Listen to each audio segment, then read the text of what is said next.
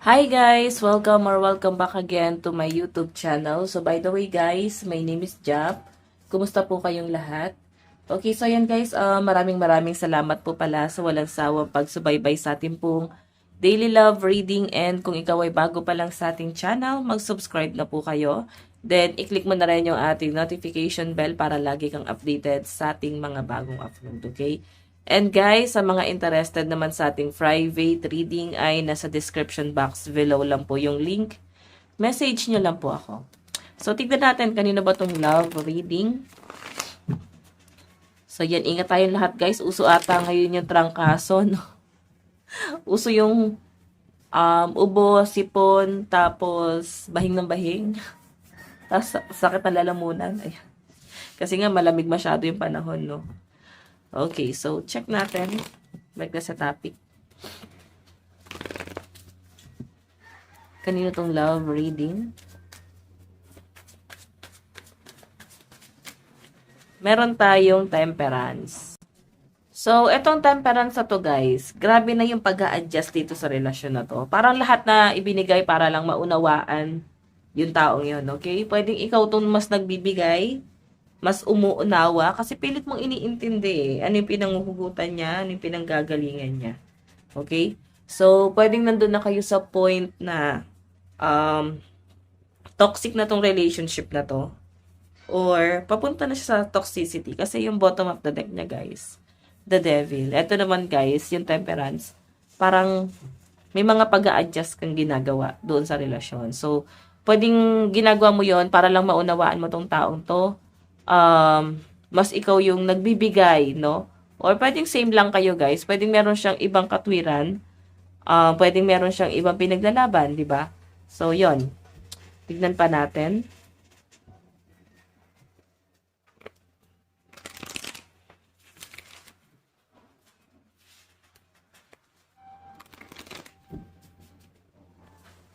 Additional message.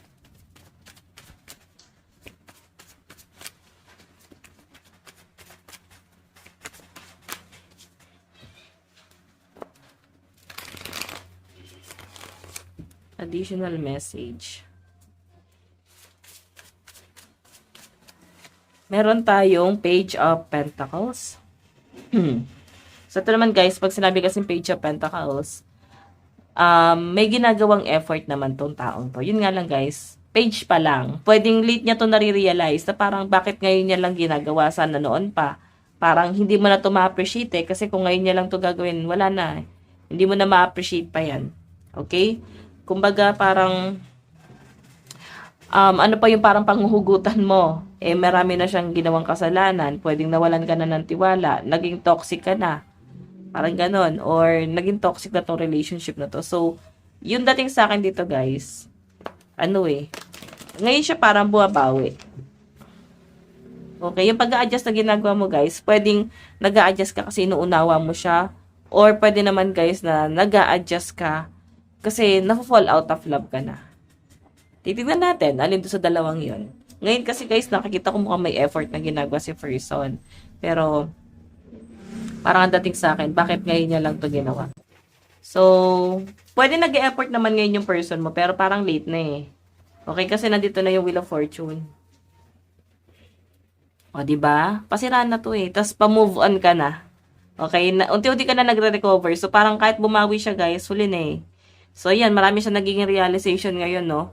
So, nakikita ko sa person mo ngayon. Pero, yun na nga, kagaya ng sabi ko, pwedeng huli na yung mga nare-realize niya ngayon. Pwedeng nandun ka na sa moving on. Okay, nagmo-move on ka na. Or, marami ka nang nare-realize na, ay, hindi na to tama. Or, hindi na to para pagbigyan pa tong taong to. Pwedeng pinagbibigyan mo, pero parang hahanap ka na lang siguro ng tiyempo rito para umalis eh. Okay? Siguro nandun ka na sa point na humahanap ka na lang ng tamang panahon or masabi mo sa sarili mo na naka-recover na talaga ako. Or parang sobra na, okay? Sobrang sakit na. So, yan. Tingnan natin.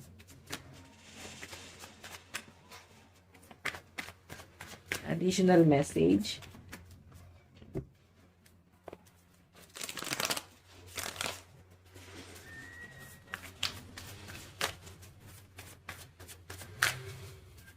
Kanina po itong love reading.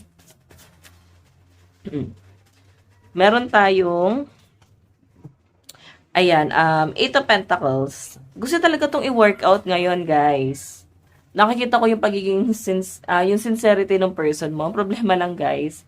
Kagaya nga ng sabi ko, unti-unti ka nang nawawalan ng pagmamasa taong to. Tapos, unti-unti pa niyang sinisira yung tiwala mo. Okay? So, again, kagaya ng sabi ko, guys, temperance, may mga pag-a-adjust ka na ginawa, then, alin lang sa dalawa yon. So, yung malinaw na nakikita ko dito, guys, pwede nag-a-adjust ka na lang kasi parang napipilitan ka na lang dito. Siguro talagang wala ka ng malalim na dahilan para pa magstay or kahit emosyon. Parang nawawala na rin yon. Tingnan natin.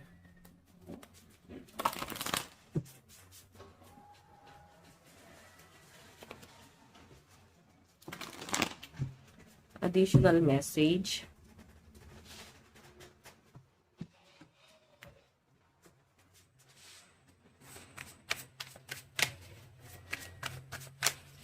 Additional message. Kanina po itong love reading.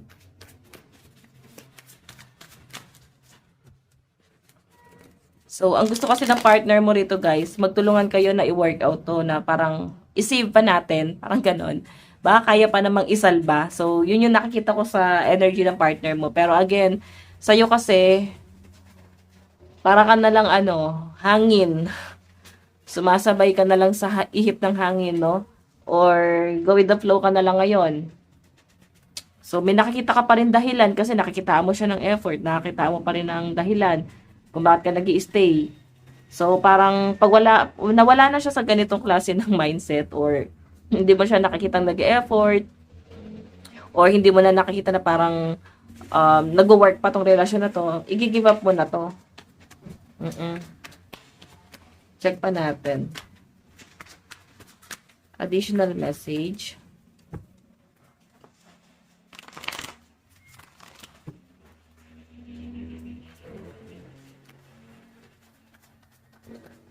Meron tayong Page of Wands.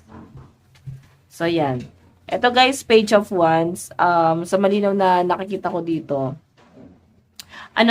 Parang align na ng tingin mo.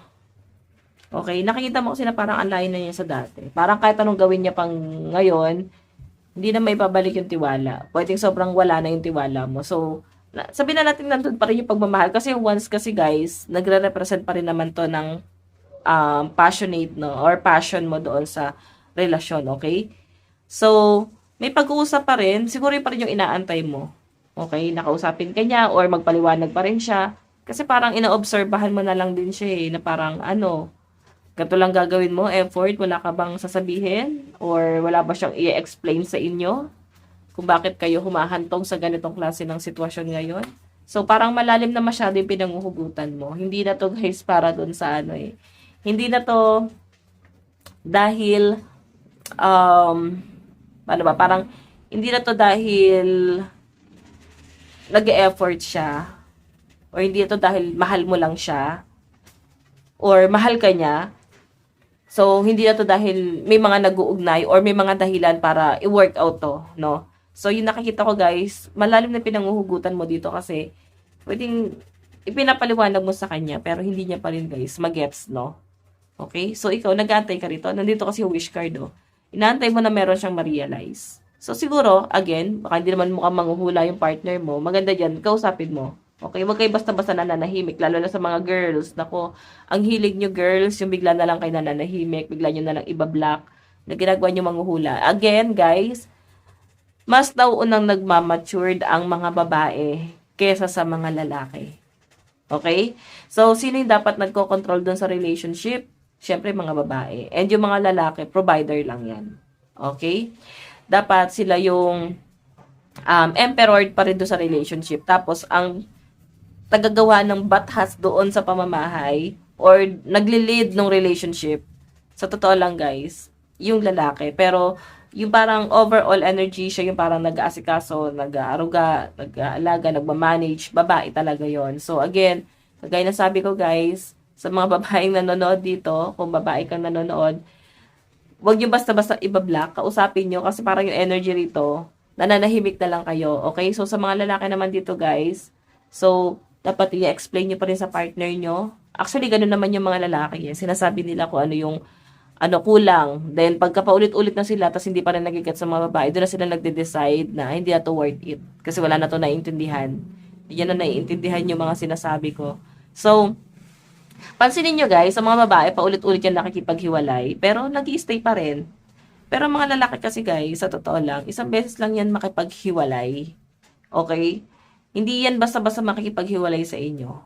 May mga lalaking paulit-ulit nakikipaghiwalay din. Yun yung mga sinasabi nating mga immature. Immature yung mga ganong lalaki, no?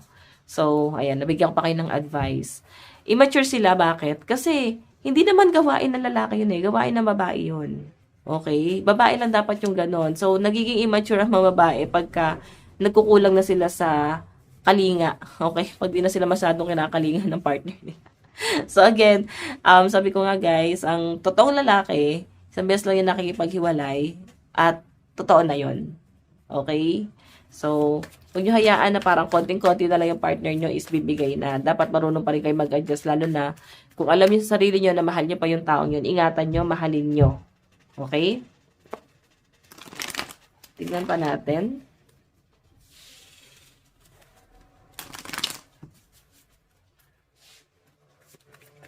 Additional message. Meron tayong Six of Pentacles. Okay, so yung Six of Pentacles kasi guys, give and take. Pwedeng itong relasyon na to, kung walang namamagitan, or kung walang nag-aayos, or wala nang dahilan para i-work out pa eh. Kasi doon sa relasyon nyo guys, may ibang tao nagli-lead. Pwedeng parents nyo, pwedeng mga anak nyo, or pwedeng yun yung mga dahilan na tinitignan nyo kung bakit kailangan nyo pa magstay. So, kung bakit pa rin guys, kinukonsider pa rin na i-workout natin to kasi ganito ganyan, ito yung dahilan, ito yung sitwasyon. So, kaya pa rin siya nag-i-stay. Pero sa totoo lang guys, kung wala na to, parang ito na lang yung parang baterya. Okay, ito na lang yung parang kuryente. Nagdadaloy sa inyong dalawa para mag-work to. Pero kung wala na to guys, tingin mo tanggalin mo yan. Ito kayong dalawa. Di ba nakatingin kayo parehas doon? Pero pag tinanggal to guys, tingin mo, mag-work pa to. Kasi ibig sabihin, wala nang dahilan. Okay? So, check pa natin.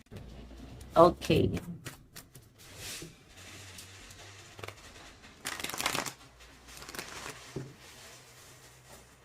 Additional message. Kanina po itong love reading.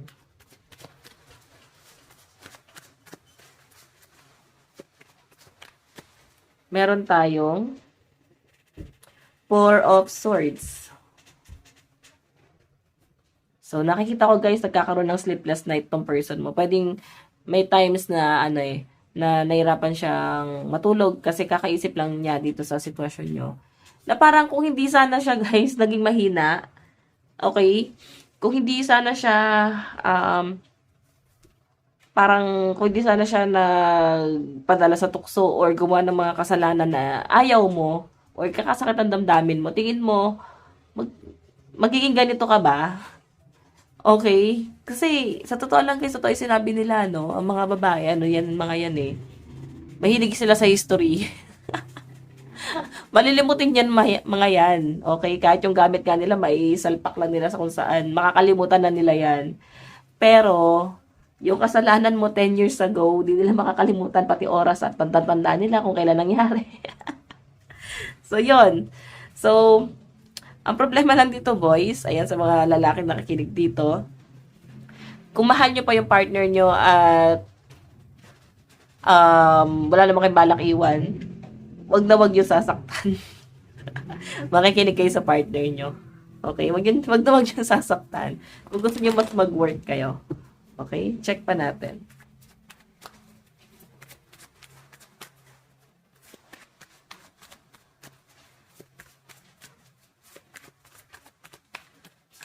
Okay.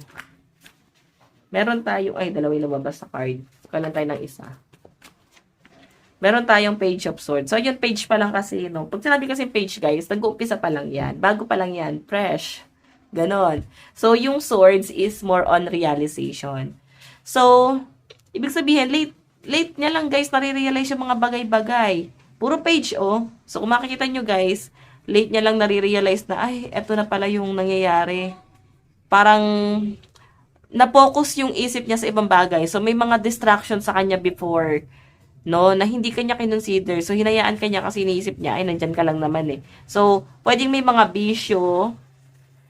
Pwede rin naman, guys, na may mga bagay siyang mas pinagtuunan ng pansin kaysa sa inyo. Ayun nga, bukod sa bisyo, pwedeng barkada, pwedeng nahihilig sa mga online games, ano ba, sa inom, sa sugal. Yan kasi mga nauuso ngayon, guys, eh. Ayan, pwedeng ganon, no? And, late niya lang nare-realize na, wait, may jowa pala ako, may asawa pala ako, napapabayaan ko. And eto, Page of Pentacles, unti-unti siya, guys, nag-e-effort, pero little by little lang, parang konting-konti lang yung pag-e-effort na ginagawa niya, guys, itodo kasi nakakahiya, para hindi daw masyadong halata. So, inuunti-unti niya hanggang sa mag-blend na, ay, ganyan talaga si person, no? Or ma-realize mo na, yun talaga yung ugali niya. Ayaw niyang biglain yung pagbabago niya. O yung realization niya kasi medyo awkward sa kanya kasi hindi naman siya ganun eh. And again, ito naman si Page of Wands. Unti-unti bumabalik yung pagmamahal niya sa inyo pero hindi niya rin guys masyado pinapahalata pero mararamdaman mo parang may mga ginagawa na siya dito, wino-workout niya tapos Page of Swords pa to. Okay? So, pag sinabing Page of Swords naman guys, at yung mga realization niya nga. Okay. So, na-realize niya na nandyan ka pala or mahalaga ka pala, mahal ka pala niya, kailangan ka pala niya kung kailan malala yung problema. 'Di ba? Kaya dapat, again, kung mahal niyo yung partner niyo, hangga't maaga, wag na wag niyo sasaktan. Check natin.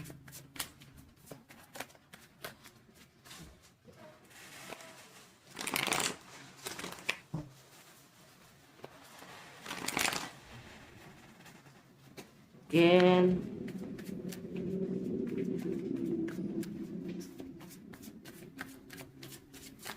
Kanino tong love reading? Meron tayong Three of Swords. Ayun na nga. Pwedeng may third party kasi. Or sobrang sinira niya na talaga yung tiwala mo. Okay? So, yan yung pinapakita sa akin dito. And pag sinabi kasi guys, Three of Swords, pwedeng hindi naman totally third party. Pwedeng sinaktan ka lang niya sa ibang bagay. Okay? Pwedeng meron kang ibang bagay na nagiging hinanakit mo sa kanya. Na nagiging dahilan kung bakit ka nag-aalboruto ngayon. Okay? May ibang hinanakit ka sa taong to. So, ayan. Malakas ang earth sign, no? Tsaka air sign. Air sign, Aquarius, Gemini, Libra, Capricorn, Taurus, Virgo. Energy. So, check pa natin.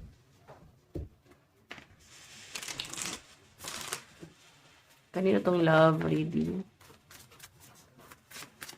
Kanino po itong love reading?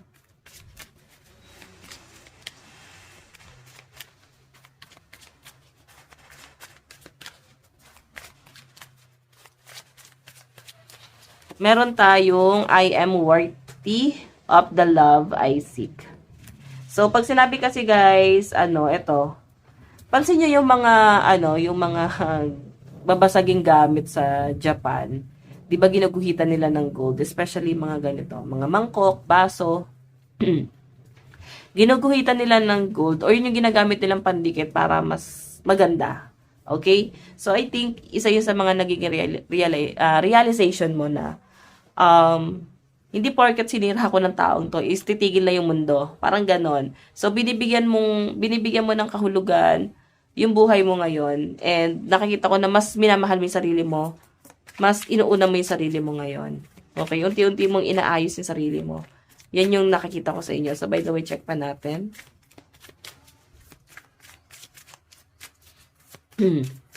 Meron tayong, ayan. Together we are unbreakable. So, yun na nga guys eh. Parang kahit toxic na tong relasyon na to, hindi pa rin to nabubuwag. Okay, nandyan at nandyan pa rin ang isa't isa. So, ikaw parang pasukukan na tapos sinasabi ng partner mo, laban pa, kaya pa natin to. Pero siya na talaga yung kalaban mo dito. Okay? Meron tayong, my heart races when I'm with you. Ayon. Hindi alam kasi kung saan siya mag-start ngayon eh. Kasi, ayun na nga, wala ka ng tiwala sa kanya, nasira niya na yung tiwala mo. So, medyo nag-ano siya, nag-aalinlangan talaga siya. Tapos, nandun na rin syempre yung hiya. So, again guys, tignan natin yung energy ng person mo.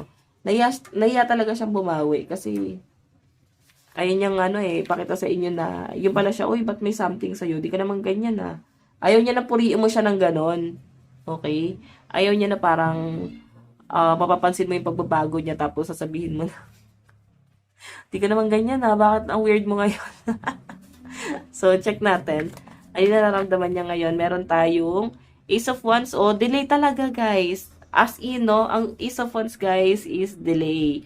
So, yung nararamdaman niya sa inyo, guys, talagang as in ngayon or sa mga susunod na mga araw, mapapansin nyo na may pagbabago talaga. Okay? Nagkakaroon kasi ng delay dun sa feelings niya sa inyo or pwedeng di niya kasi masyado, guys, pinagtuunan ng pansin or hindi niya ginawang goal etong relationship na to kasi mas focus siya sa ibang bagay, no? Yun yung nasa-sense ko diyan. So check pa natin. Additional message. Meron tayong the sun. Ayan. So, guys, yung the sun is, ito yung pinakamaganda sa lahat ng tarot deck kasi new beginning, lahat ng maganda nandito, happiness, abundance, so, achievement, success, victory, lahat nandito na, no? So, I think, yun yung parang gusto niyang ipa-experience sa inyo ng person mo ngayon. So, late lang talaga. Kung kailan pa ubos ka na. Yung tipong, feeling ko kasi, guys, nagkakabaligtad yung energy nyo ngayon, no? Kung dati ikaw yung parang habol na habol, ikaw yung parang mas nagmamahal, tapos siya yung parang takbo ng takbo palayo sa inyo. Ngayon, no, parang napagod ka ng tumakbo, napagod ka ng humabol, ikaw naman yung parang wala ng effort, no? And bumabaliktad kasi nabago na yung energy ng partner mo, hindi niya na nararamdaman yung presensya mo, parang wait, wala nang humahabol. Kaya parang ganun yung nangyayari ngayon, okay? So, bumabaliktad yung energy. Check pa natin.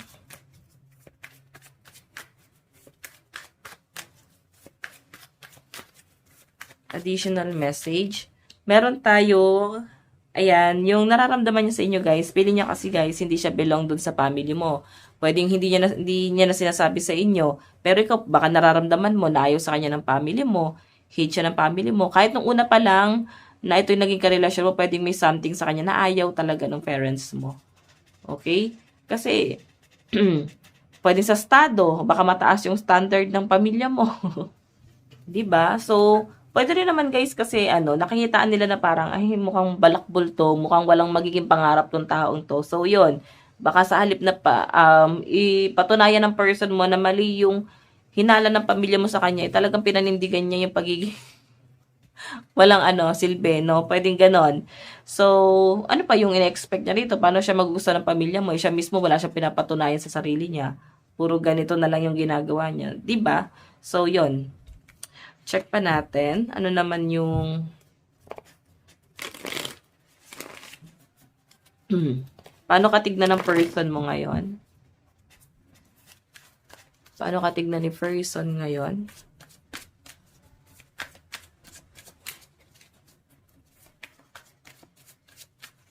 Meron tayong Knight of Pentacles. So, ito naman, guys, si Knight of Pentacles. May effort yan, okay? Nakikita kanya na someone na gusto niya pag-alayan ng pagmamahal ngayon. Gusto niyang mag-effort talaga. So, Knight of Pentacles na. Medyo nararamdaman mo na ngayon yung effort niya. Medyo mararamdaman mo na yung pag-aalaga, pagmamahal. Okay, meron tayong The Hierophant. Pwedeng ayon, gusto kanyang pakasalan talaga, no? Pwedeng gusto niya, guys, na ayusin to. Okay, kung kaya niyo pa naman, guys, ayusin, sa totoo lang, ang pag-aasawa talaga, totoo yung sabi ng mga matatanda, hindi yan parang kanin, na pag napaso ka, pag sinubo mo, tapos napaso ka, iluluwa mo, hindi siya ganun, guys. No? Like, Hindi, ang pag-aasawa, sa madaling sabi, ang pag-aasawa guys, hindi to ganun kadali kasi marami kayong pagdadaan ng problema talaga, no, sa buhay pag-aasawa. I-consider mo na hindi lang to guys, puro pagmamahalan. Okay? Hindi porke napagod ka, nahirapan ka, nasaktan ka, uwi ka sa magulang mo, parang bibigay ka na. Hindi kasi ganun guys, hindi puro saya ang pag-aasawa or pagpasok sa relasyon. Hindi yan puro saya talaga. Yun yung tatawag na balance. May positive and negative, syempre. Kailangan, kung gusto mo guys ng something excitement sa relationship, kailangan nyo ng challenge. Pansinin mo, kung wala masyadong problema, tingin nyo, nakakagana tong relasyon na to. So, tignan natin. Meron tayong page of cups. Ayun na nga. Oh. Gusto niyang ligawan ulit yung parents mo. Gusto niyang bumawi talaga ulit. Okay, pwedeng una niyang lalapitan. Baka kung may anak kayo, pwedeng yun yung una niyang lalapitan. Or yun yung una niyang susuyuin. Okay, mararamdaman niya naman yan eh. Okay? So, check natin. Ano yung gagawin niya in the near future. Yung tingin niya kasi sa inyo guys, gusto niya talagang bumawi talaga sa inyo. Tapos nandito yung Wheel of Fortune. Oh, dami nagkakagusto sa inyo guys. Di ka manghihinayang sa taong to kasi marami nagkakagusto sa inyo. Tignan natin.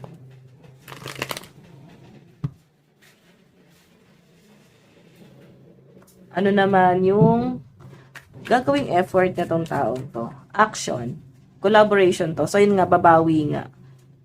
Okay, itong The Fool kasi guys, new beginning din naman to. Tapos Page of Cups. Wow, nakakatuwa. Biglang nagbago itong taong to. Parang nilalagnat lang. Anong nangyari? parang hindi na siya to, no? Yun yung nasa sense ko. May nagbago talaga. Okay, pwede yung mga mali ginawa niya sa inyo before guys, magbabago na yan. So, check pa natin. Babaguhin niya na yan guys, unti-unti. Additional message. Meron tayong respect. Ayun. So, yun na nga, guys. Sayang lang, no? Kasi nawala yung tiwala mo sa taong to. Then, yun yung parang inaantay niya rito. Na parang bumalik ulit yung tiwala mo sa kanya. Pero, parang ang hirap na sa side mo na ibalik eh. So, totoo yun, guys eh. Ang respeto kasi, guys, inaano yun, ginigain yan, di ba? So, kung gusto may respeto ka, dapat nire-respeto mo rin yung kapwa mo. Ang nangyari kasi guys, gusto niya lang ng respeto, pero hindi ka naman niya nirespeto. Diba? So, ano siya, boss? Tignan natin, meron tayong, with you, I feel protected and cherished. So, dati kasi guys, pwedeng mahina ka lang eh, nakadepende ka masyado sa person mo. So, siguro kung hindi naman siya umalis sa sistema mo, hindi ka naman lalakas ng ganito. Meron tayong, you are perfect to me, flows and all. Ayan. Check pa natin.